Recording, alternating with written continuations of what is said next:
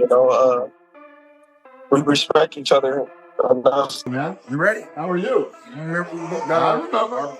remember. Yeah. In order to get ready for his fight against Israel Madrimov, Terence Crawford is training a lot with boxing legends. 50-50. I want to say Crawford. Why am I saying 50-50? You don't think it's 50-50? First it was Andre Ward, and now it's Iron Mike. The fighting champion is likely to have a lot to say. He can, he's going to, but he can't. We got Mike and the crew. What's up, Chad? Terence Crawford's first fight at 154 pounds is coming up in just 1 week. The boxing champion isn't taking any risks before the fight on August 3rd, as he has now stepped it up by sparring with Mike Tyson, the former undisputed world heavyweight champion. Most people would think that Mike Tyson is too old and rusty to give Terence Crawford a good test, but his training for his upcoming fight with Jake Paul showed how much power the strongest man in the world still has. Madrimov is so much of a pressure fighter, and Crawford chose to go against Mike Tyson despite the difference in weight classes, to get accustomed to the fighting style of pressure fighters and get a taste of it from one of the best fighters ever. Say it again. I was in the gym. I want to say I was. Also, Terence Bud Crawford doesn't care about his weight difference. Shocker Stevenson had already said that fierce Bud Crawford was strong enough to fight giants. For Chris Diaz or something, and he was sparring like a heavyweight fighter. No matter what, some boxing fans think super welter would be too much for the former undefeated super lightweight and welterweight champion. I'm looking, I'm type nervous for him. I'm like, why is he in the ring with this big old... Shocker Stevens, the lightweight champion of the World Boxing Council, says Bud is more than capable of taking his devastating knockout power up through the weights because he saw him wobble a heavyweight and train with him.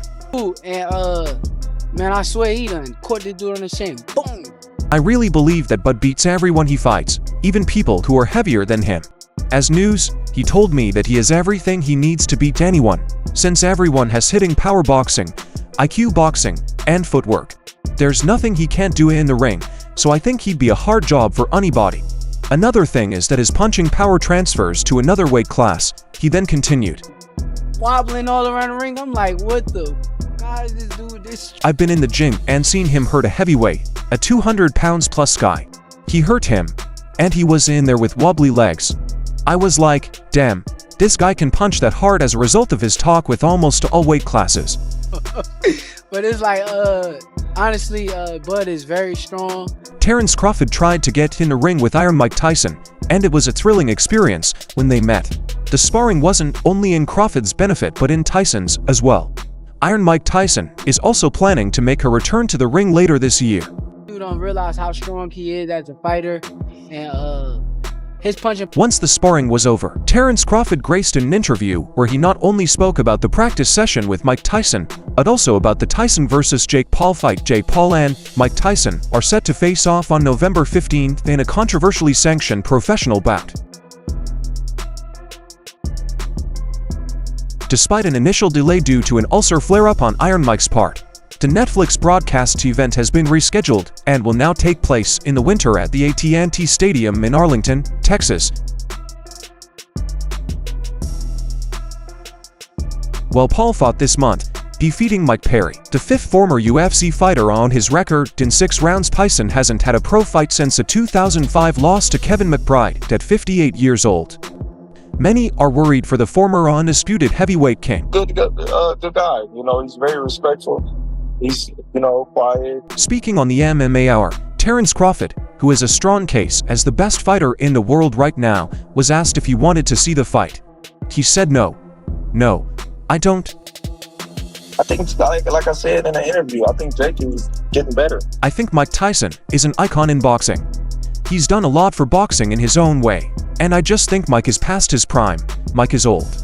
I wouldn't want to see Mike go in the ring and get hurt in a fight where he is just doing it for the money or show.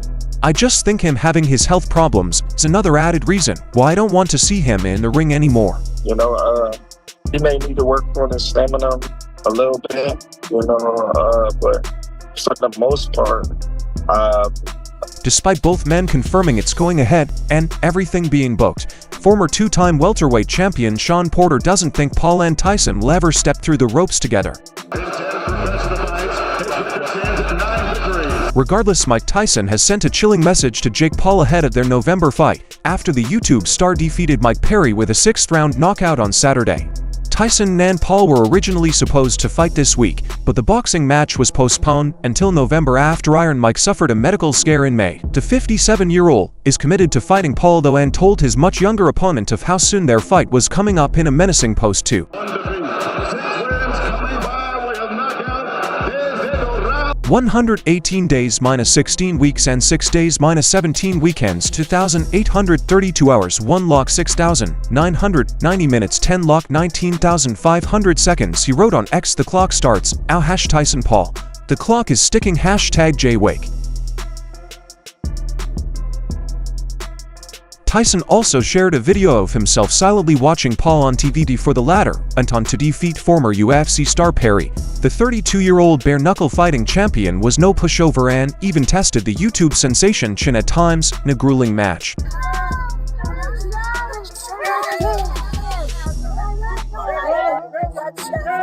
However, after dropping him in the first and second rounds, Paul dropped Perry to the point of no return with a blistering combination in the 6th. Paul was quick to pay respect to his brave opponent on the night. "He's tough as nails," he said about Perry. "I'm sorry it took so long. I just hit too hard, but he took a lot of damage. That's a win, baby. I'm so excited."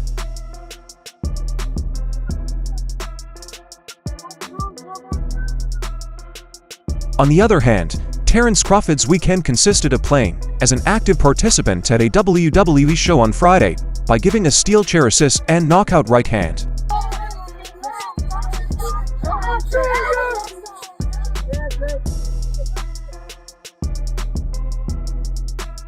He won on Saturday, but was hosting a hometown send-off in Omaha, Nebraska, as he continued preparation for his junior middleweight debut against Israel Madrimov on August 3rd at the __ Stadium in Los Angeles. On this week's show of WWE SmackDown, Cody Rhodes got an assist from boxer Terence Crawford as he tried to fend off Austin Theory and Grayson Waller in the opening.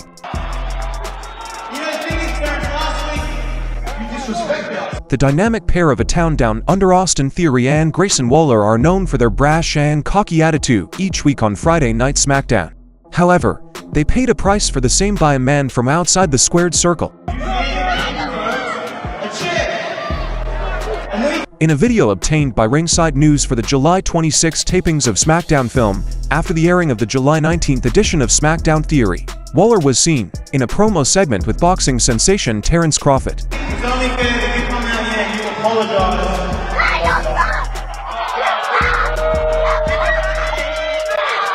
Cody Rhodes came out to cut a promo talking about Randy Orton being attacked by Solo Sikoa on last week's broadcast. Theory and Waller made their way to the ringside area, which led to Cody attacking the two men.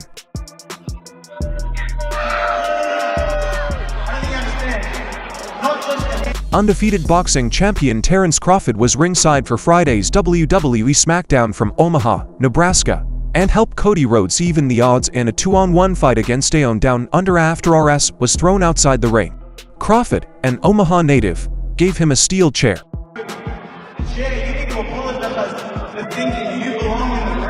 Rhodes used the hardware to even the odds and finished the segment standing victorious, while the heels ran off in retreat. In the main event of the show, Cody Rhodes and Kevin Owens faced off against Austin Theory and Grayson Waller. The bloodline interrupted here, putting Cody Rhodes through a table as the show went off the air.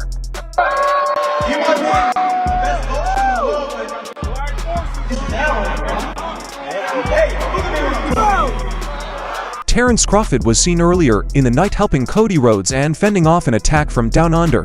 He came inside the ring to face the duo during the tapings of their next week's show. What's the lady knows? If you take one more step towards me, I will help the Theory back. As Grayson Waller trash talked to him, he selected his partner to deal with Crawford and knock him out at that very moment. Terence displayed his prowess in the boxing ring by instead knocking out Austin Theory and posing for the crowd as the segment ended.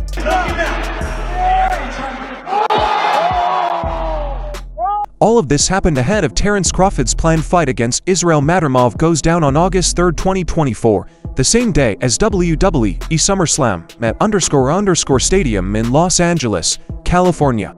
It was also a message to many who underestimate the stardom of Crawford and his ability to sell fights. But aside from Iron Mike Tyson, Terence Crawford has also sparred unbeatable former boxing champion Andre Ward in preparation for his upcoming fight ahead of fight night. Crawford was also brought in the services of boxing legend Andre Ward, who was seen doing some touch sparring with the Omaha puncher. Ward uploaded a snippet of their move around to his social media feeds on Tuesday morning, which showed Crawford working on his hand fighting at his home gym. The comment section was flooded with fans giving props to Crawford for the famous link-up. Reacting to the clip, one fan wrote, "Iron sharpens iron." Another tweeted two of the GOATs going at it. A third added some knowledge in that ring. Somebody else posted this, "Is why Terence is pound for pound. He is masters of the sport in his gym, and he gives them their flowers." Meanwhile, a fifth supporter noted the two best Americans since Floyd Mayweather War is one of a select few world champions who retired undefeated.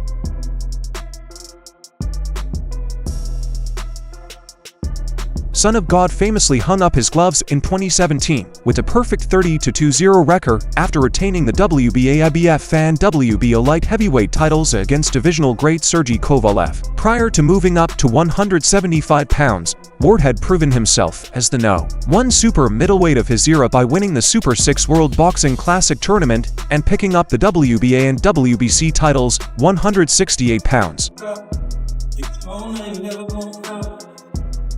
Besides Kovalev, Ward also holds major wins over Carl Froh, ML Kessler, Chad Dawson, and Arthur Abraham. While you'd be hard-pressed to find a list of the greatest 168 boxers of all time that doesn't include the San Francisco superstar, with his eyes set firmly on a fight against Saul Canelo Alvarez, super middleweight, in the future, that makes the first tentative step towards the division by moving up to 154 and challenging undefeated 10-0 champion Israel Madrimov.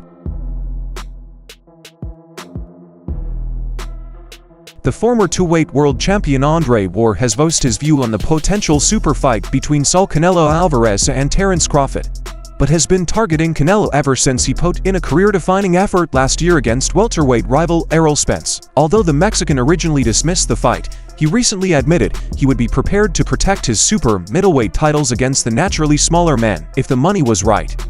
Bud is definitely one of them, for sure. Tyke Shakur, Devin. Speaking on the All the Smoke podcast, Ward, who retired with a perfect record of 32 wins from 32 fights, named the two matchups he wants to see most in boxing while saying Terence Crawford is unbeatable by Israel Madrimov or anyone else. Boots. Boots, You're my right. favorite. It's a lot of them. It's a lot of them. I want to see Canelo facing Terence Crawford or David Benavidez. You have to choose. You can go to somebody in your weight class, or you can try and pick on the smaller guy. Terence Crawford on the possible Crawford-Canelo clash. His money would be on the man who last fought at 3 weight classes. I'm not betting against Terence right now against anybody not doing it. In different ways. You know what I'm saying? But somebody that... Talking about the most skilled fighters in the game today, Ward says Crawford is someone you can bet your house on. Somebody I can bet the house on is Bud. I can bet the house on is Bud. Me and him are so much alike in our thinking. He's skilled, yes, but his heart and mind are different. There's not a lot of guys like that out there today. There's a lot of guys that talk it, but until you get in that real fight, I'm not saying a guy you should be. I'm saying a guy that is a 50-50 game. Then we don't really know what you have. He's different. He's a dog. That's the stuff that gets me out of my seat.